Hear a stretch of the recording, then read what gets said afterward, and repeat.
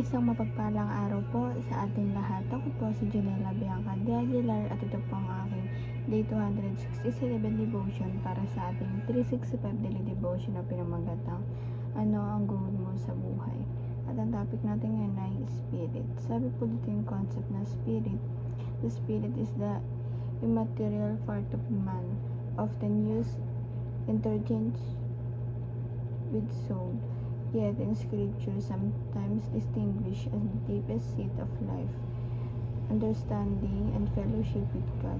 It is by the Spirit that man communes with God. Unlike the body, the Spirit does not perish but returns to God who gave it. While man is a unity of body and soul, spirit. His spirit is not autonomous, it is utterly dependent on God's sustaining grace.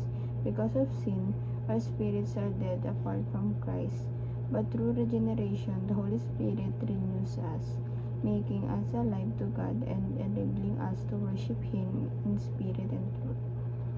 At ang Bible verse natin matagpuan sa Zechariah chapter 12 verse 1, and it says, Jerusalem's enemies to be destroyed.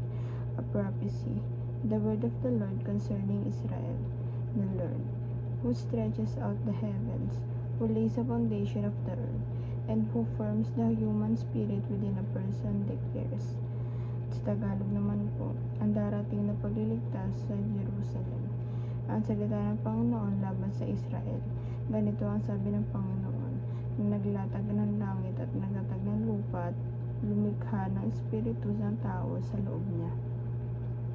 At ang teachings natin ngayon ay number 1, the Spirit was formed by God within us. Ito po, diba, nung tapos na yung mission dito na ating Panginoon, nung umakit siya sa langit, iniwan niya po yung Santong Espiritu sa bawat isa sa atin sa buhay natin. Kaya yung Santong Espiritu nabuo siya sa buhay, nabuo siya dahil sa atin. Dahil yun yung naging way natin Panginoon para may communication pa rin tayo sa kanya at may guide tayo sa pang-araw-araw natin pamumuhay dahil hindi na natin siya nakasama ng physical pero spiritual. Kaya ibinigay natin Panginoon sa Santong Espiritu upang manahan sa buhay natin. And number 2 po, the Spirit will return to God upon death. Ito po, yung Santong Espiritu po na sa buhay natin, once na mamatay tayo, babalikan sa ating Panginoon. Babalik siya sa naglikha. Diba? Siya yung lumikha at babalik siya doon once na wala na siyang tinatahanang buhay kasi nga nawala na. And number 3 po, the Spirit will process a renewed body. Ito po, yung Santong Espiritu, diba, parang inaano niya yung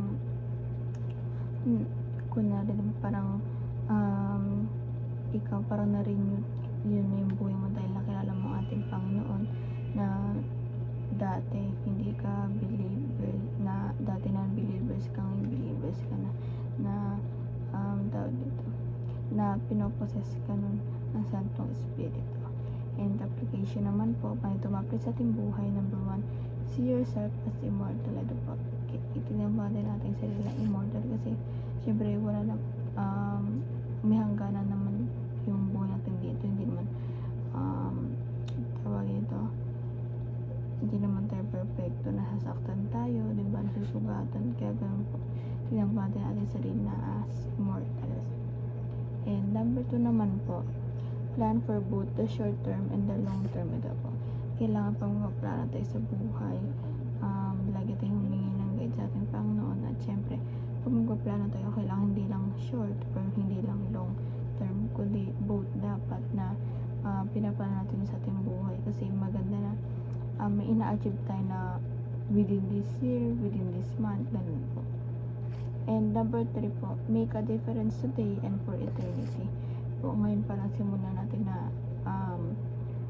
na may pagbabago na kailangang magsimula yun sa atin, diba? Lalo na sa pamumuhay natin, sa pag-uugali, kailangan eventually may nagbabago sa atin na kailangan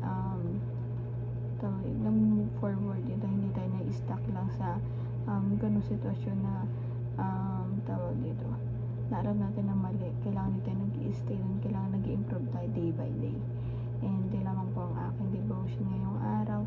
Sana po may natutunan kayo at huwag mo daw kalimutan na i-share sa ating mga mahal sa buhay, and God bless you.